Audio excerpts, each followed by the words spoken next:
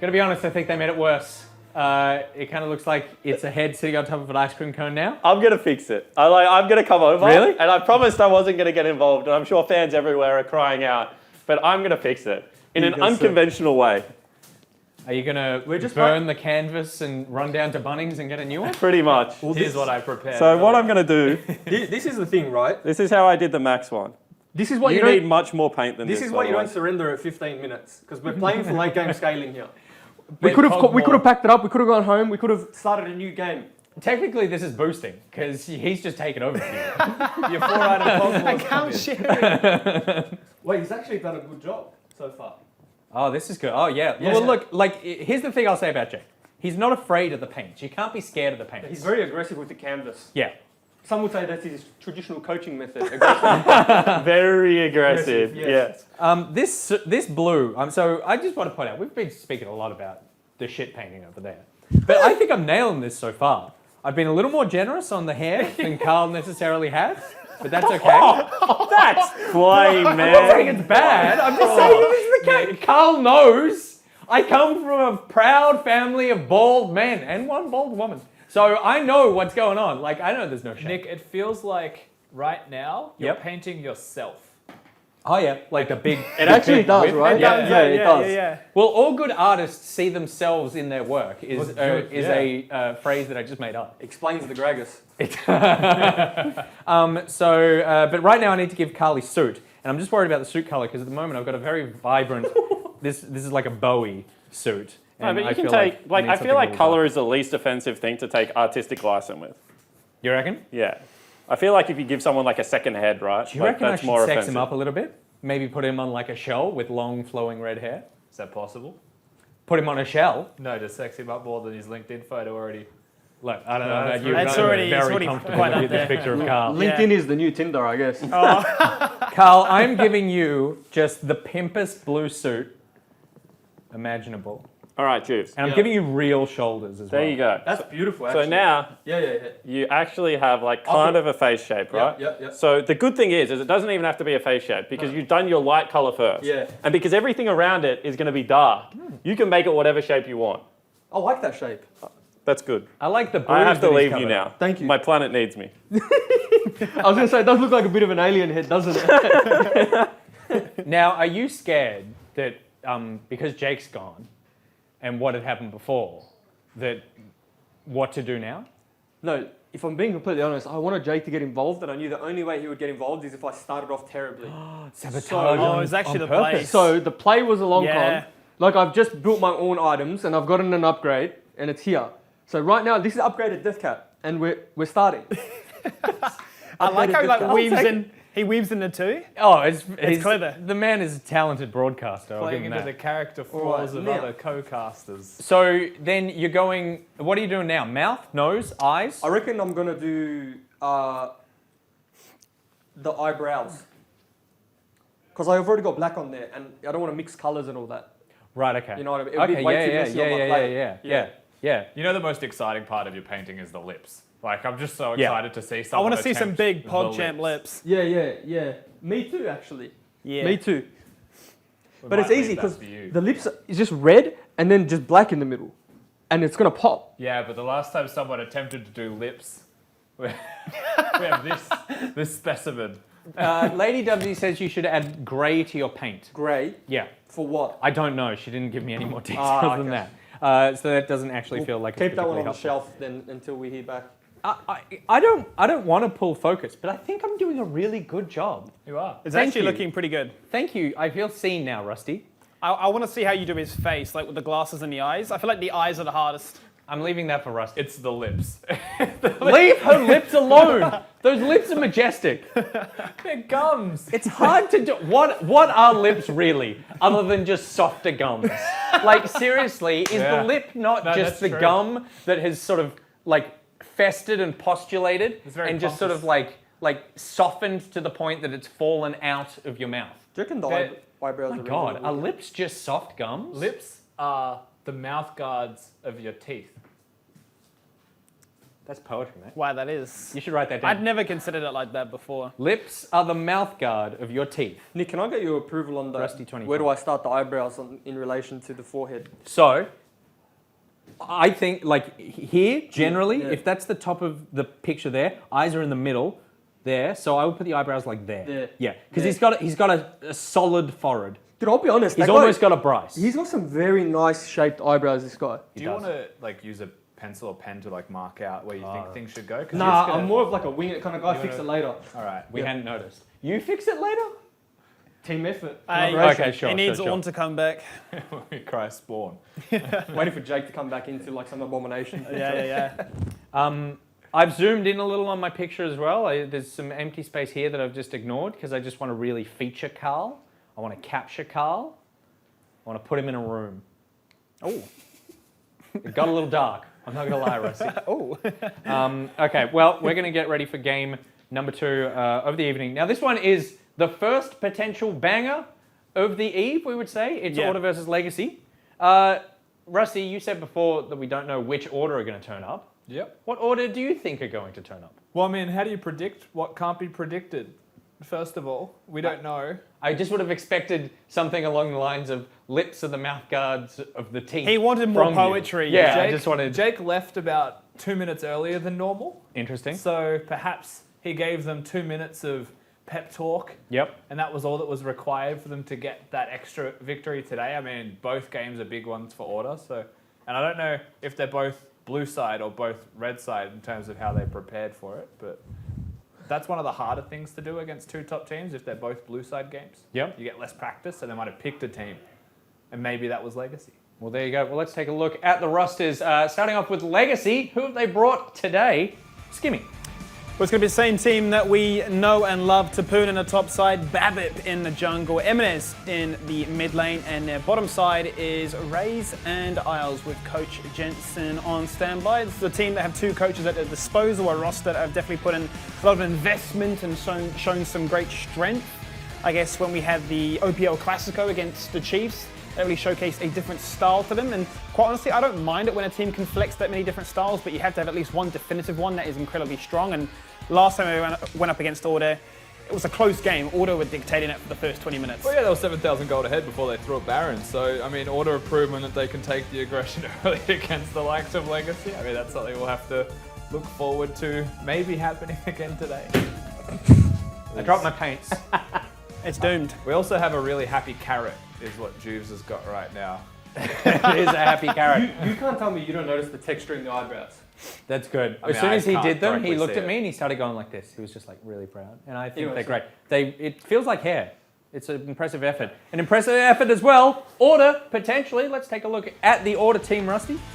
Yeah, nothing changing here from the side of Order. Swiper in the top lane, only jungle. Hayri mid lane with Rare and Ayla in bot lane. And of course the coach, Spawn, the person who loves some sponges helping Jews out there, is going to be behind them on stage doing the draft. And Order, like mentioned already, they're consistently inconsistent. They're 4-4 as the standings go, directly in the middle of the table. And they really need to do something to find some differentiation there. Yeah, I mean, you talk about them going 1-1 every single week. Well, they're up against the week of hell, taking on both top of the teams in the league, be it Legacy today and Chiefs tomorrow. So we banter around here in the office as to which team are they going to get that victory against. This one could potentially be the banger. This could be the banger indeed. Let's find out as we jump into game number 2. It is Order versus Legacy, and it's happening right after this.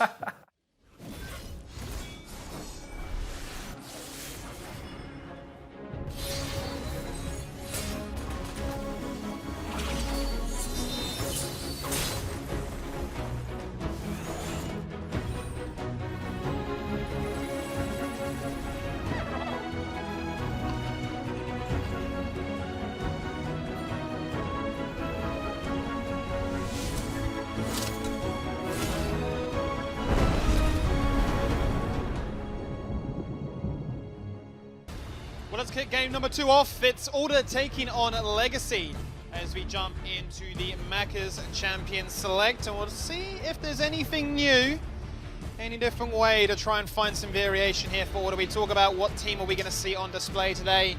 You mentioned during the broadcast last time, Rusty, if Order are smiling, they are a very dangerous team. Rare was the sole focus of that roster last time. He was the one that was incredibly fed, but it all just kind of dismantled in front of his eyes. Yeah, the reason that I say that as well is because the last time that we saw Order, they were not smiling by any means. And I do think that we're coming back to this meta that, you know, for better or worse, is nice for Swiper. We know that Rare is someone who gets that momentum, gets that build up, and if you've got Swiper in a good position, then you've got Order in a good position overall. And that's the thing that I have to look at right now. We've got the Cinder changes. No surprises that Ornn is going to be the first pick here from the side of Order.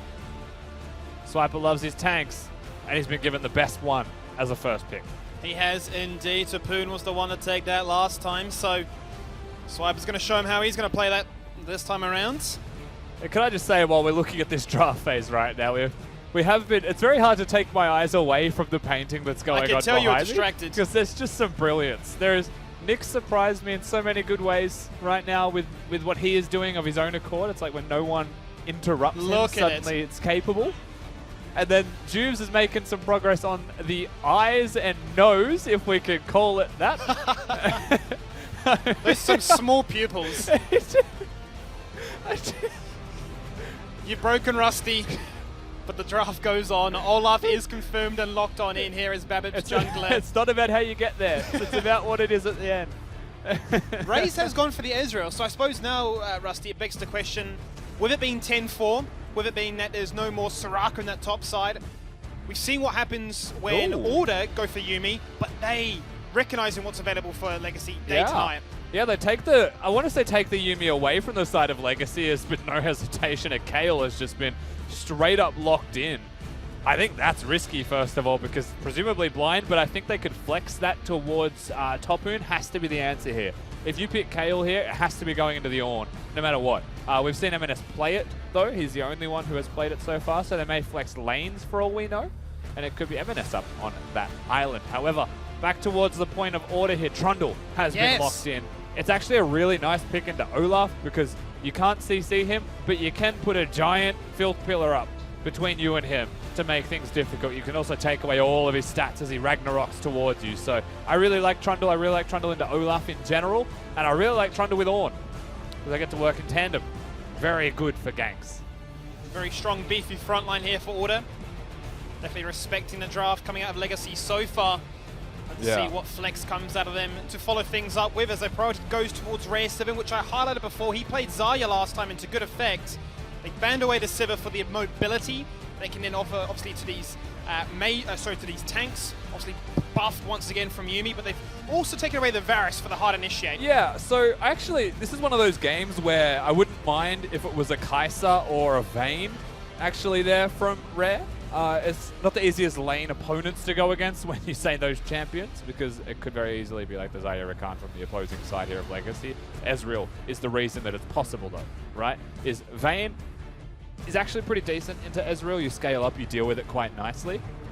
Kai'Sa, the reason I bring Kai'Sa up is because there's just so much crowd control already there from an Ornn that it actually makes your team fighting a lot stronger. So we await the pick from Order. We now see what Legacy lock in here as well, though. With that Karma, does make bottom lane choices a little bit more difficult.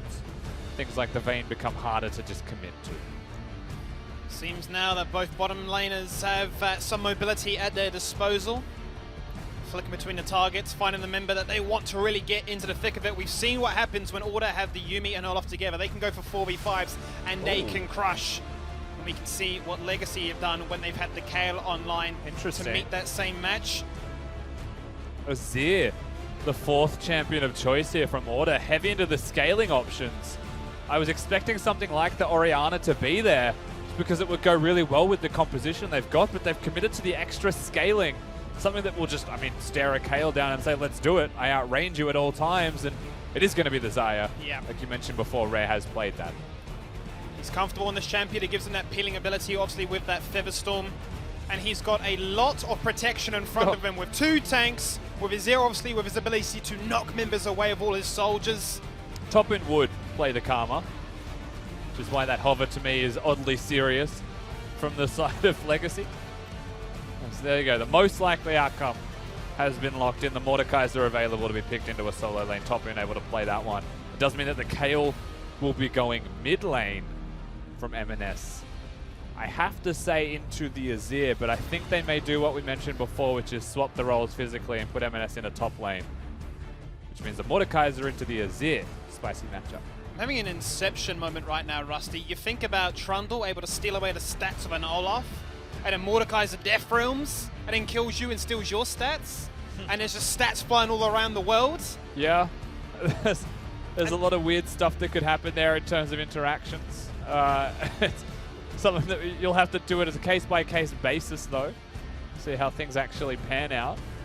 It's Legacy, to me, with a lot of bot lane priority potentially available just because of the Karma, especially early, just having a lot more mana sustain against someone like a Yuumi as well. They'll have a lot of good push, which means that BABIP should actually be in a pretty comfortable position to try and help the mid lane matchup, whatever it may end up being. And so Legacy's still with a position to play influence on the map through the bottom side. My eyes go towards Only and Swiper and what those two can get done in tandem as they try and make something happen on the map. And do you like what Order brought to the table? Do you think they've shown us enough new things to try and cause an upset today? I think the Azir is the one that I didn't expect, but at the same time, the third pick of Kayle was a surprise to me as well. And I think it's a response to that. What I'm curious to see, and of course we have the coach of Legacy joining us now, is where that Kayle does actually go, and if we end up with some unexpected matchups.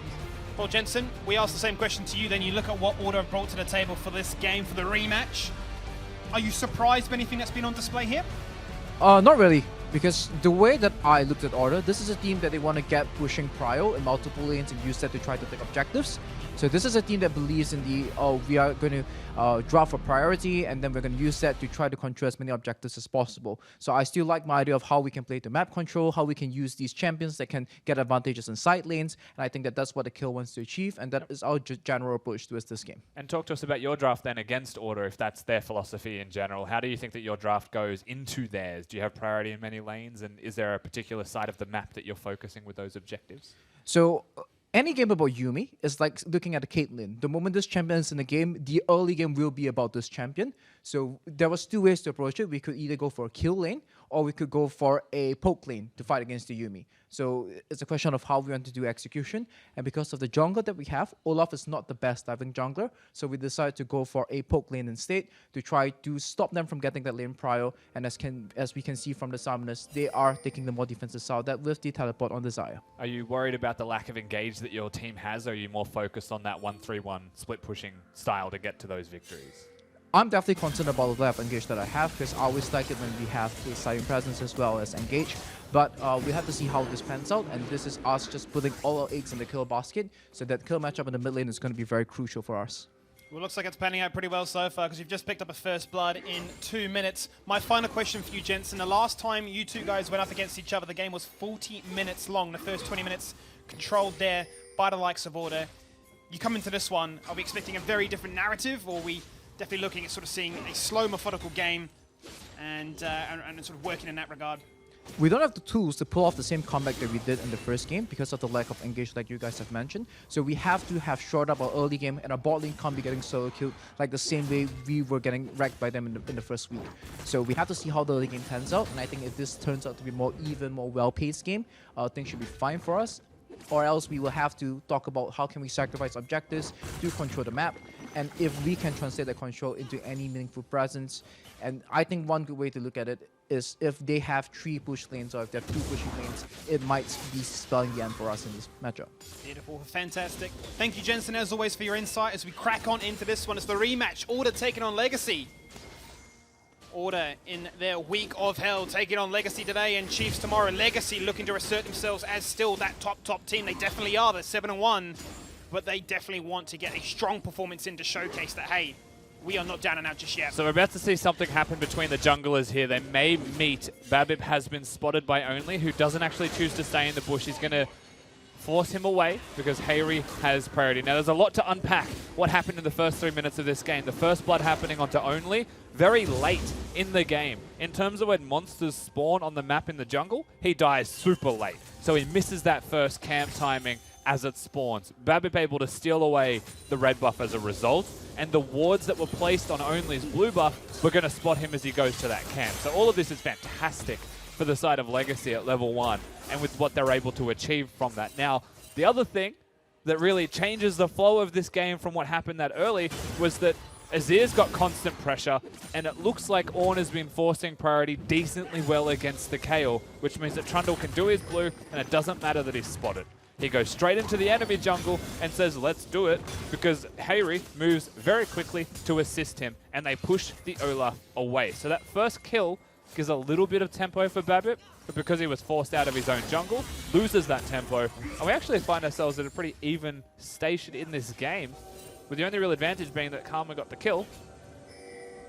He does have that confidence, however. He's back to where he started things off with, taking away towards those golems. Vision is online as mana is quite low now on Isles. Same could only be said for Ayla, but we'll have that advantage of the passive when she's detached like such to hit a champion and get some mana back and give them a shield, as you can see right now available on Rare.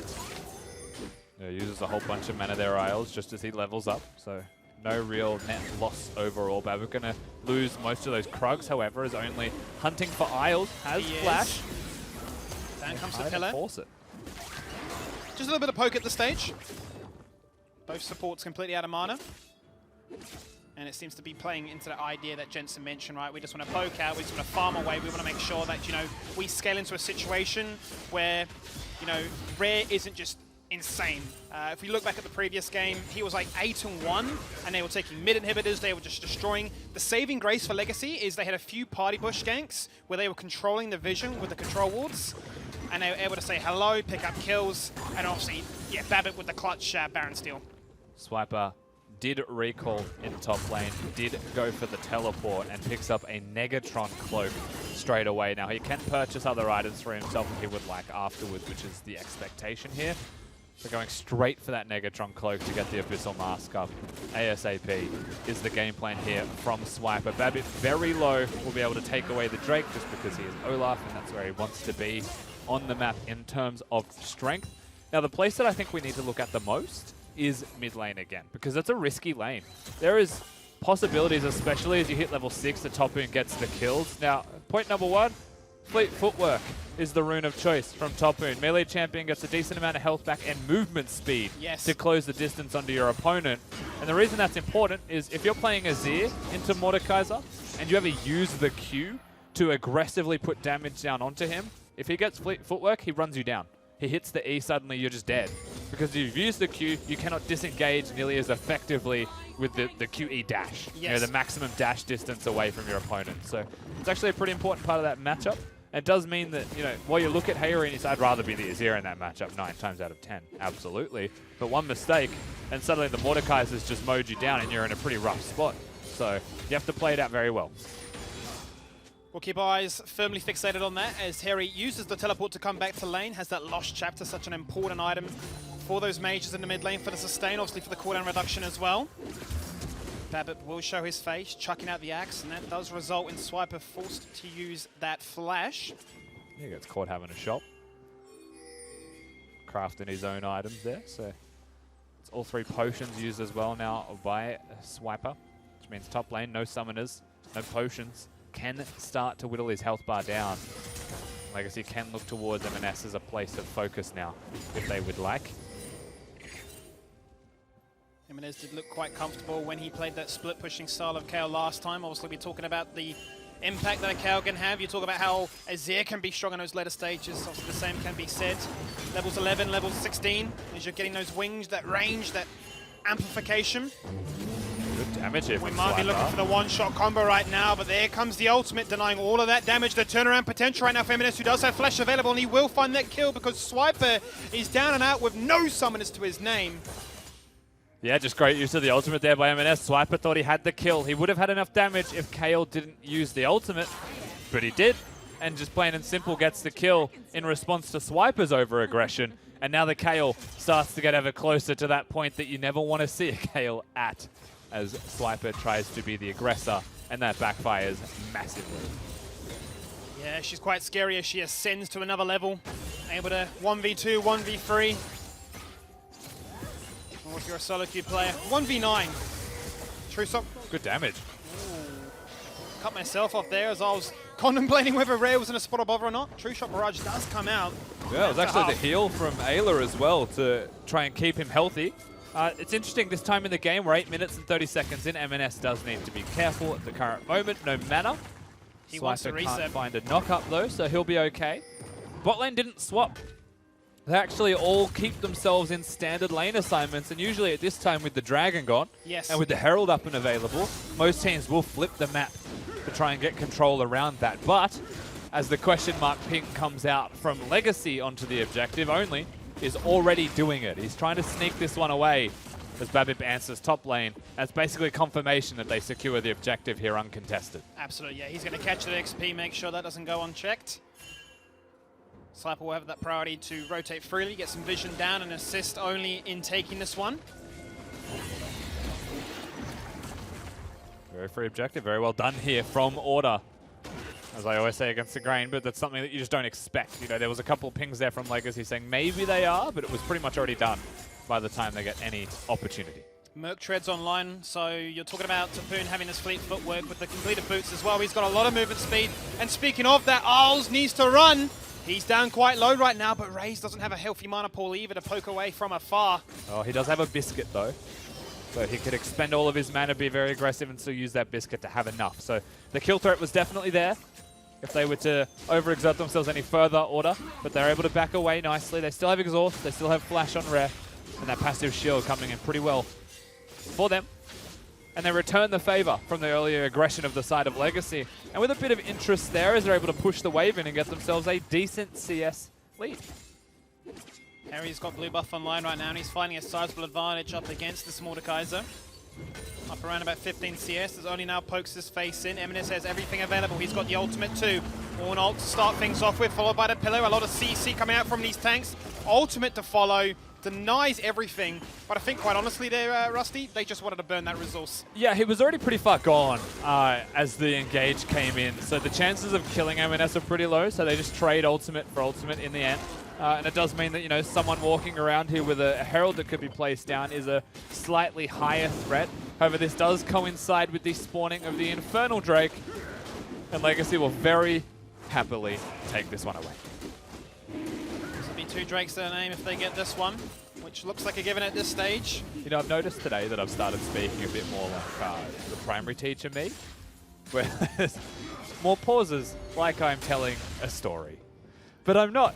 it's just come out of me. I try and notice to do it myself as well. Sometimes I feel like when I'm watching these games, I can sound a little bit too overexcited all the time. I just feel like I'm narrating the Very Hungry Caterpillar for no reason. Bedtime with the OPL. Harry gonna have no problems pushing out this wave. On Tuesday, Legacy 8, 1 Order. I don't know what else they had actually, just 2 Drakes. There you go. Lane swap will finally take place now. A little bit delayed, but nonetheless. Legacy will be able to respond to this one. They have Babip on their doorstep as well for protection. Yeah, the flip comes out 4 minutes later than, I guess, what we would call the standard. That didn't matter too much for the side of Order, as they stayed bot side to try and protect the Drake, and unfortunately because their jungler went for the engaged top lane, they gave that one away. So objectives that are currently present on the map are basically just turret plates, with all the pressure being put around here. Respect still needed to be shown there. That was a very aggressive pathing decision by Rare. And Olaf was just around the corner. They were posturing. Were they with Babip hanging around? We're getting closer and closer to that point of no return here for this matchup. Waiting for the Abyssal Mask to presumably be the item completed now. Nope, just a cloth armor.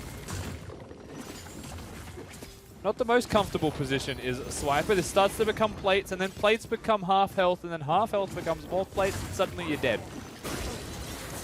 Speaking of, top side is where the action's at. Babip incredibly low, forced to burn that Ragnarok. Does still have that flash available as Yuumi gets rowdy, gets a Sona cosplay on. Does force Raze to disengage. Pressure still being applied in mid lane as best they can, both of them respectively, but the difference maker is top lane, where Only shows up to the fray. And because the trade goes in their favor, turret dies with that Herald that was actually getting dangerously close to expiring as well. So very well timed here by Order, making those plays happen. Raze finds out that his W doesn't hit Rift Herald, learning as we go. It's good to know though. Order timing out that Rift Herald perfectly, making sure that the turret was low enough for the true damage to come across for the full execution. Collecting some extra gold to the names whilst turret plating is still available. And the rotation from Rare comes online. And this is the scary moment right now for Order. This is the man you want to see really start to get some power behind him. The weight he can exert in these team fights. And can I just say that was very unexpected? It's quite crazy. Because Rare teleports down the bottom lane to make that play happen. They flip the map aggressively with the turret gone and super against the tempo here. With a very smart move, actually, by Rare and by Order as a team. They find themselves the unsuspecting Kayle. No one expects that. And I missed that. Did Eminence not have enough mana to cast his ulti? I have to assume so, yeah. He was pushing out as fast as he could to get back to base either way to flip the map, but it seems like he didn't have enough. Even if he had enough, I think he was just dead. Yep. He Rare doesn't did have have flash. so did Swiper, so they had the insurance policy there. Once again, Rare in the exact same bushes before. Finds himself Isles trying to cheat his way to lane. They say, go the long way, bud. Now we find ourselves back in standard lanes, where we were at level 1. Difference being, it's very difficult to be Swiper.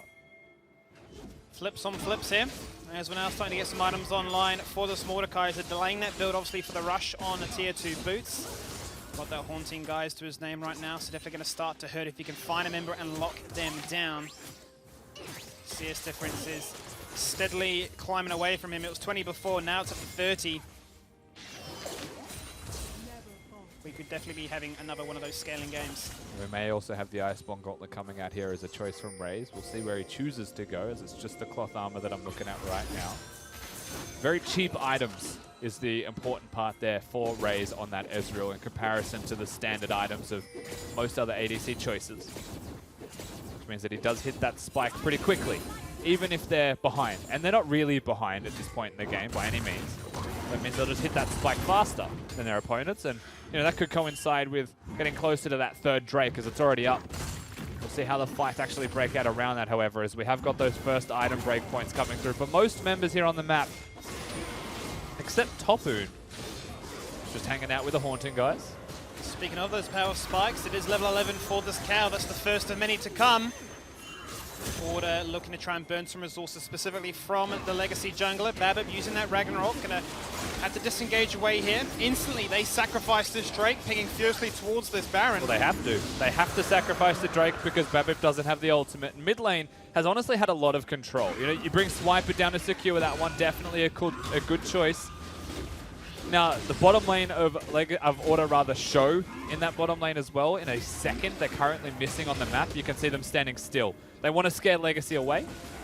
They recalled. Fight may be on here without the bottom lane of Order existing. Both bottom laners are working on their way to get here. Legacy are the ones in the driving seat so far. Defram comes out onto only a battle of the tanks. Does Topoon have enough in the tank to make things happen? Oh, Harry! It's Harry going to jump on in with the soldiers looking to command this team fight with a 3-man disengage. Eminence flashes into the fray. He says hello. He goes golden. And he is an angel because they will find a double kill and the Rift Herald for mid lane. Yeah, the ultimate by Topoon was actually just used to get only away from the objective, to get away from the Herald, and now they get 2 kills on the backside of that as well. Does mean that they'll get the Herald to push in mid lane, and they'll go to try and break this turret, but Rare steps up as he finally gets into the fight. And he's going to try and push them back. One wave does die, but this is a cannon. And Legacy may try and play aggressively on this wave to try and secure the turret, but because Hayri gets here as well, the damage is way too high. Very hard to push into what Order have at their disposal in that mid lane, but we're starting to see glimpses of that 1-3-1 begin here for the side of Legacy. The Topoon uses his ultimate, makes sure the Ornn doesn't connect with him, and keeps only away from the objective as Babip and M&S will secure that one. He does, you know, a little bit of poking here and there and then just runs away, and Hayri with a big move trying to push 3 people in, but the direction that he pushes those 3 people isn't enough damage to kill them at all. So that's the unfortunate part there from him, but looked flashy, but flashy in the wrong way, unfortunately, as it pushed them closer towards killing the members of Order that die, mainly Swiper. But he's really on a tear right now, Rusty. This guy, CS, What on about that one, Swips? is hitting double digits. Cop that's some for damage sure. for that. hold that thought for 1 second right now, because we've got our eyes on this lane right here. Ornn, you think he's broken, you hate him in your games, but he is having not much fun Well, that's up against this KO. That's League of Legends what I won there, unfortunately. Swiper may not have seen M&S, but he used his E, used his dash to try and clear minions. And the second that was used, just gets run down. That's the price you pay for trying to clear 2 range minions and using your dash for it.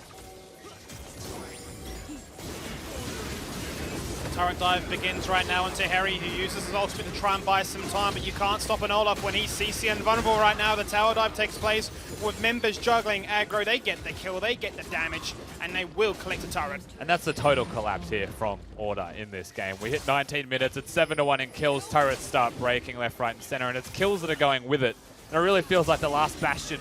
The place that you look at for hope is Rare and Ayla working in tandem. They're still in a pretty good spot in this game, but it's the rest of the map where things start to suffer. Azir is still Azir. Rare needs to make something happen right now. Does burn it with the Featherstorm. Prevents his inevitable death in this mid lane where that tower is not looking too healthy. Turrets are falling. Legacy pick up 2 in their siege there for the reset. As Baron up in 15. And this next Drake up in 1:30, so timing's working definitely in their favor. Yeah, 2 turrets breaking there at the same time. Raze, of course, hitting that item spike we spoke about. Very cheap, very powerful compared to the just BF sword from Rare, who now just gets his Berserker Greaves as well. Comfortable position now for Legacy overall in this game, with Drake number 3 potentially there for them in 1 minute. You don't want to give a whole horde of Ocean Dragons to any team. Now, the positives are still that the Azir exists. He's always going to be a threat as the game goes on, as the Nash's Tooth working towards his Ludens. 2 items, 3 items, starts to get stronger with every single completed one as the game progresses. It's not like Azaya gets weaker, and there is still an Ornn to empower those carries further. He may be 0-3, but he's still relevant with the ornaments, with the upgrades that he can give. Hitting level 12 now, that's the first spike of many to come. You can see the Abyssal Mask has just entered the Forge. As the Blacksmith empowers that one. You can see also Rare working towards that Infinity Edge. For Ornn to access and amplify as well. The Legacy now going to assert their dominance towards this Baron. That is where their emphasis is on. Vision, spread throughout the top side blue jungle. Control on towards this Baron, which they will begin now. Yeah, they're going to kick that one off. As long as Isles is there, the shields on a Babbitt will keep him relatively healthy. There's a Scuttle Crab that has been murdered by Order, so they see that it's being done. The gauntlet was thrown, but Order respond.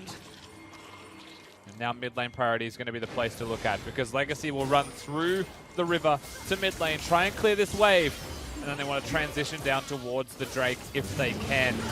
Legacy want this Drake, but Order want mid control right now, and it goes onto the member they really don't want it to be. Yes, it's the jungler, but he's invulnerable. He cannot take that CC. No, but that's still good, Skimmy, because it means that Ornn doesn't have the ult. They're going to play the Gambit here. Order will say, we've earned this Drake, and they have. But Legacy say, let's do the Baron in front of their faces and see if they commit to that Drake. It's a battle of timers right now. Rusty Drake falls down 2 for 2 right now. We're looking at a Baron. It's down to about half. The rotation's going to be quite slow. It's not going to be quick enough. If Order got there, this could be disastrous for the side of Legacy. Already low members, ultimate's missing. Because they have so much damage, they get that done just quick enough. They call their bluff, they play chess whilst the other team plays checkers, and they're quite happy to go for that trade. They find a lot more value, given how far they're up in this gold lead. 6k to their name, and now they've got a Baron buff. It's easy for us to see the health bars that were missing as well. Baron decided it really disliked Isles and wanted to hit him a few times while he was behind the rest of his team. Baron usually, of course, hitting the closest target. Sometimes he has quite a nasty temperament, and he singled out Isles. But we only see that because we have the God view. Order, they do get run around. Good map play here by Legacy to make that happen, definitely. Raze is incredibly nimble right now, has 40% CDR at his disposal. They'll definitely be able to poke from afar and lock these members down with that Iceborne Gauntlet. You've got that Power Spike also for Tapoon with the Proto Belt. Babbitt's just going to giggle at that, no doubt. He's just running Swiper down. Swiper just taunt emoting him. There's 2 bottom. Hayri showing top lane right now as well, so I don't think they'll be too afraid to push into that tower. Hayri has to recall. He may well just be too late.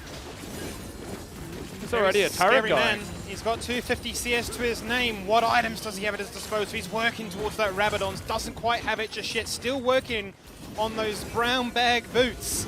but he needs to be here for the turret defense, for the base defense, as he summons one from the desert. I was going to mention this in draft, but this is one of the harder teams to pick tanks into, you'd have to say, Legacy, with M&S having the Kayle, having shown that he has the counters to the tanky scaling champions. I think the answer was Azir, but we're at a point in the game where the Kayle is definitely relevant, very aggressively so, in just his 1v1 matchup against Swiper. And he's soon to hit level 16, Rusty, and that's when it just gets out of hand. They're very far ahead with experience. 2 levels up on Swiper. Oh, good damage. Poking afar with some of this, looking to try and empathize onto Tapoon. Featherstorm burnt very early on, however. It's a good resource for Legacy now to juggle with as they carry on doing this double damage siege attempt onto 2 inhibitors at once. M&S hits 16, just starts running them down. Hayri has a lot of damage, but it's very hard to get in range to deal that damage as the threat, the kill threat from Legacy is so high, and the ADC in support of the team is constantly pivoting between the jungle out of vision. Makes it very difficult to navigate. As once again, Legacy, they're running it into mid lane. Rare no ult. They want to run this one down right now. They got 1 member and 1 member only. Rare has the fancy feet, but not long enough because Raze has the cooldown and the ability to jump in aggressively. Picks up the ADC instantly, running straight back towards mid. They want a second inhibitor, and they may look to try and end this game now. Yeah, maybe expecting Legacy to recall. They try and cheat another wave. They don't get the wave that they were after, as it's now crashing in with that Baron buff there. Good damage on a Raze to try and deter them. It does seem like they were going to disengage. Hayri tempting fate. M&S wants to fight. Baron buff has expired, but there's a lot of damage onto multiple members right now. Harry finds that shutdown onto arguably the most fed member on this Legacy roster. Harry's enraged. He's angry as he has Ayla sitting on top of him, ready to give him all the kind of buffs. He's flashing, he's dashing, and he's got the moves. And he will find 2 in that exchange as they lock down their fort. And what was Order over pushing in the mid lane becomes Legacy overstaying their welcome in the base. Thinking about it. Do we end? Can we do this? And that's just too many seconds spent thinking. As Order are able to shut them down. They've got the Death Crown onto the Azir as well. Hayri rushing that item second. Not going to go for the Ludens just so he has the better of the Ornn items. Wants to be stronger now. Now it's their turn to sit in the jungle and wait as an unsuspecting Babip. They're looking for Babip. He's going to face check blindly. He's not going to have much fun with that. Flashes away. Does disengage, but I keep harping on about it. But that Harry his Azir is scary. It's so much gold at his disposal that he's playing around with, and he held down the fort pretty well. Hayri is a very good Azir player that commands the respect most definitely. And it feels like this game is going on the opposite trajectory of what we saw the last time Order and Legacy faced, with Order getting themselves a monumental gold lead and then throwing it all away. It was like Legacy want to try and end this game soon, because you really are starting to feel that momentum shift towards Hayri on the Azir. As Legacy, they keep the inside track into mid lane. They want to threaten the base of Order, as Order have put their priorities towards the Ocean Drake. You can see recalls being considered. They have to concede the Dragon. Well done from Legacy. You can see Legacy keen to get amongst it, but showing the discipline to say, let's play it out slow. We don't want to give this victory away. We are up by 5k gold. Let's put ourselves now into soul points. Ocean Soul being so incredibly strong. And Baron is available in the next 45 seconds. We've got the leads. There's no need to try and chase people down to pet our KDA. And Azir super minion's incredibly fast, as you're seeing on your screen right now, which means that the time he spends in a side lane is a lot less than that of someone like Swiper on the tank Ornn that just slowly but surely takes down the super minions. Hayri smacks them. So very good side lane control is always going to be possible even against the super minions. The problem is he has no teleport. And with the Baron up in 15 seconds, he cannot afford to be seen bot lane again, or they will just start the Baron off cooldown the second that they can Legacy. Ray is going to clear out mid lane as the rest of his team go for the full reset, looking to posture for that final fight of this game. Items online, power spikes available. Vision control could be so very important here. We've seen it work in the previous series. We've seen it work this series. Phase checking, it's been the #1 ruler. I didn't notice this too much, but mid lane is absurdly far behind in terms of gold, in terms of CS. It's not just the Flame Horizon, it's not just 100 CS That's what I mean. difference. And it's all the top end finds himself in this position with how much control they seem to have around the map, but he collects none of the farm. Fortunately for him, he is still a Mordekaiser, so he's still relevant in the same way that an Ornn is still relevant. Yes. So, as far as weak side champions go, they could be a lot worse than those two. Well, if we flip the script around, we put Eminez in the mid lane and put Topoon back to the top side, it looks a lot more balanced out, right? Well, if we flip the scores back, it looks like both top laners are just boosted. And in the mid laners are just popping off. Yeah. It's like mid laners have just been rotating between lanes, collecting both farms. Of course, that's not the way that this one played out, as only puts the pillar up. Hayri is always the man to look at. Swiper may start fights off, only makes those engages easier for the Ornn Horn to connect, but Hayri's the man that you have to keep your eyes on, as the carries will intersect in bot lane during this. He's down on the bottom side right now as the carries of both teams show face there, and now we're going to see a 4v4 take place as they want to defend this top side. But M&S is threatening the base itself. He's already got one Nexus turret down. He may have overstayed his welcome for it. He's got every summoner available. He burns that flash straight away. Does still have the ultimate He's right fine. now. He's funneling members towards his side, and that's going to open up this inhibitor. Yeah, and it looks like the inhib may just drop as well. Hayri's here, so they have to respect. They can't afford to stay. M&S is the greatest distraction in League of Legends. He could kill anyone who steps up to him alone. And so they just bring the whole cavalry here. He's flirting with death. He goes for the ultimate to counteract that exhaust onto him, and he's just taken on 1v4. I'm seeing a little Blanc flashback. He does drop in that exchange. He is a patriot for his sake of getting the team a second inhibitor now in that top side. The base of Order is crippled. Absolutely in shambles. So good use of the Baron in the end here by Legacy. They will go for the disengage now, get all the gold that they have spent. And while M&S is the cost of that transaction, not a bad cost in the end. One member of the team dying for 2 inhibitors, a Nexus turret, and an open mid lane inhibitor. Very poor state to be in if you were Order. Still scaling, however. You can see the gold on your screen, 13,000 in the pockets of this Azir. The Death Crown relative worth, giving an extra 1,300 odd. I think it's a little bit more for the Death Crown. For Hayri as well, so keep that in consideration. Puts him pretty close to that of M&S total gold value. Max level soon to be achieved by him as Karma gives them the speed boost.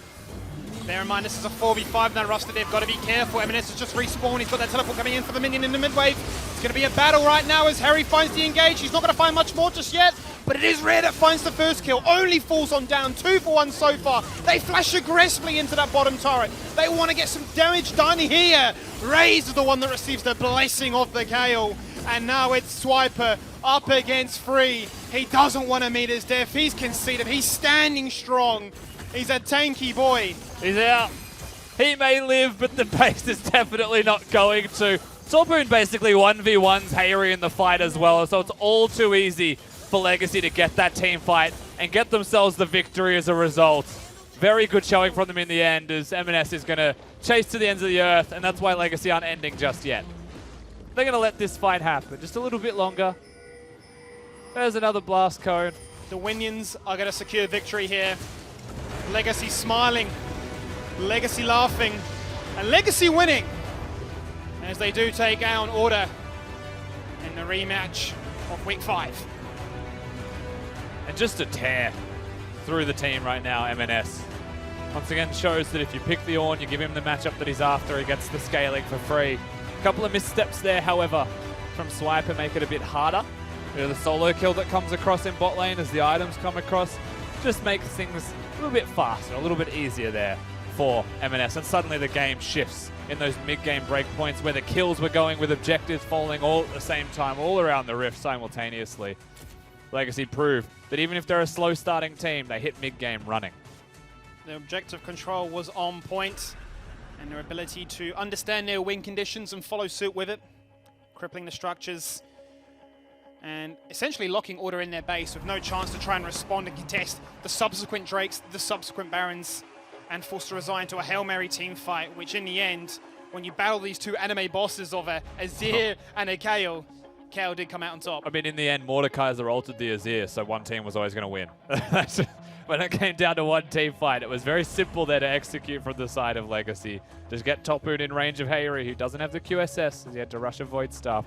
Suddenly, team fight looks a lot easier. Does indeed. And what also looks pretty good is these paintings that our fine gentlemen in the studio have curated. Thank you very much, Skimmy. You've made a Pokemon. No.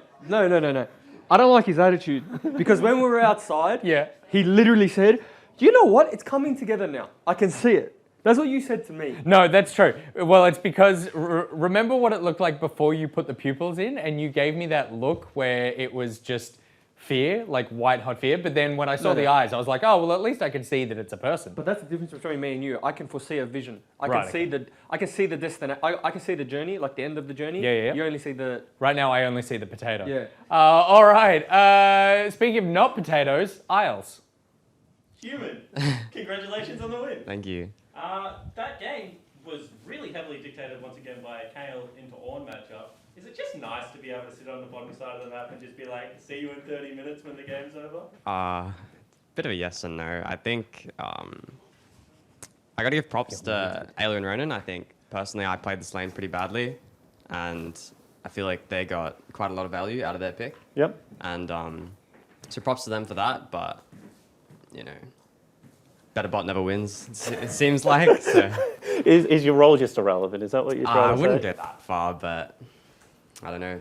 And you're quite new to the OPL. So you're enjoying, a really good start. You've only lost one game so far. Were you a fan of the OPL before you played in the league?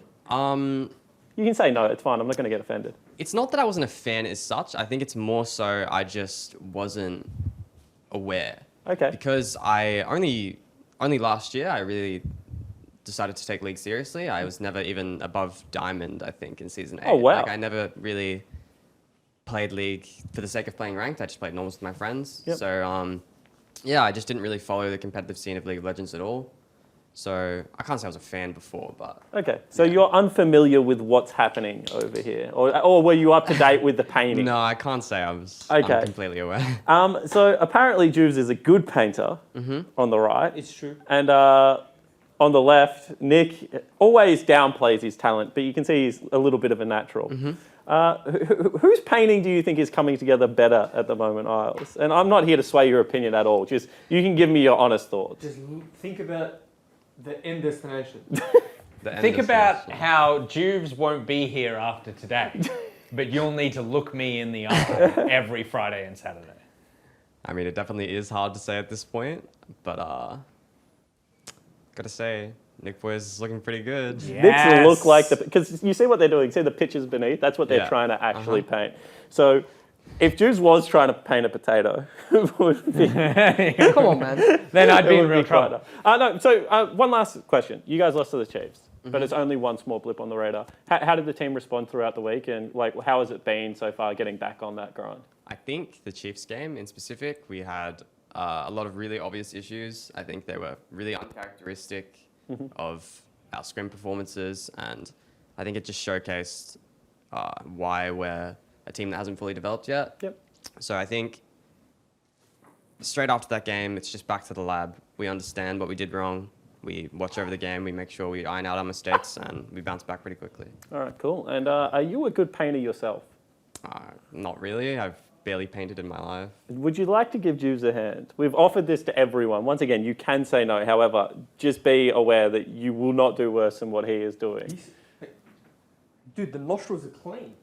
I mean, from my perspective, it looks like he's got it all under control. All right, no worries. Well, thank you very much for the what I interview like to once again. hear. Congratulations on the win. That's some respect. All right, we're going to throw it back over there to see what's going on with these guys. Nick, what's happening?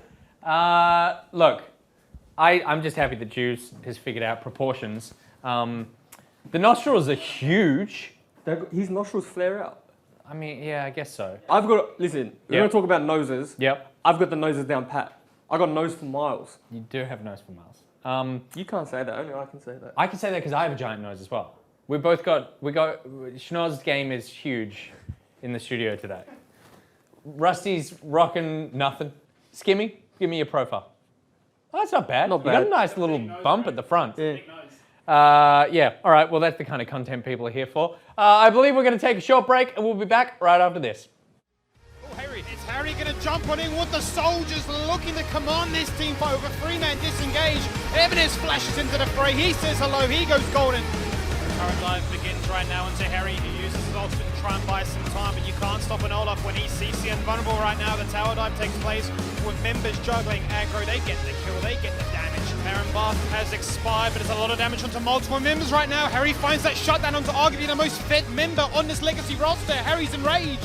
He's angry. Yeah. He's flirting with death. He goes for the ultimate to counteract that exhaust onto him, and he's just taken on 1v4. I'm seeing a little Blanc flashback. He does drop in that exchange. It's going to be a battle right now as Harry finds the engage. He's not going to find much more just yet, but it is Rare that finds the first kill. Only falls on down, 2 for 1 so far. They flash aggressively into that bottom turret. They want to get some damage done here.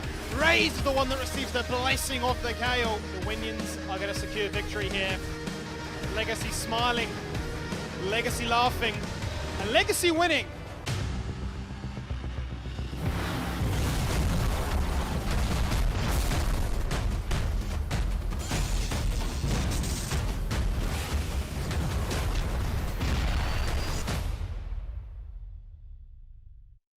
Feeling the heat? Grab a pineapple or pineberry frozen Fanta mix at Macca's. With 36 flavours, it's the largest range in Australia. Grab one for only $1. A little goes a long way at Macca's.